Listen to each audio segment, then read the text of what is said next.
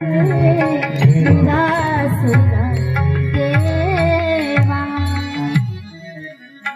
वडिलांनी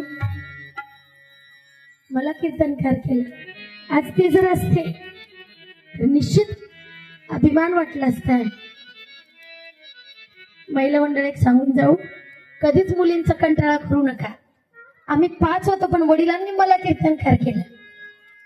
माझ्या वडील अशी कधीच म्हणले नाही ही मुलगी हिला कीर्तन कसं करू द्या. आणि या सगळ्या गोष्टींना साक्षीदार आमचे सतीश भाऊ तवरे. अगदी लहानपणापासून भाऊ मला पाहतात. माझे वडील यांच्या घरी घेऊन जायचे आणि खूप छोटे छोटे ठिकाणी मी भजन करायचे. तो क्षण आजही विसरत नाही. मोठा अभिमान वाटतो मला ते सांगत असताना की भजन केलं.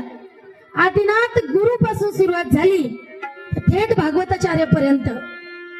माझ्या वडिलांचे उपकार आहेत माझ्यावर, समाजाचे उपकार आहेत माझ्यावर. एकाएकी सगळं काही होत नसतं. खूप सहन करावं लागतं, खूप अपमान सहन करावा लागतो. त्यामध्ये आपण जर खंबीर नेतृत्व स्वतःच जर केलं ना, मग जगापुढे झुकायची गरज नाही. जग आपल्या समोर झुकतं. फक्त आपण खंबीर राहा, कुठे झुकू नका. अनेक लोक आश्वासन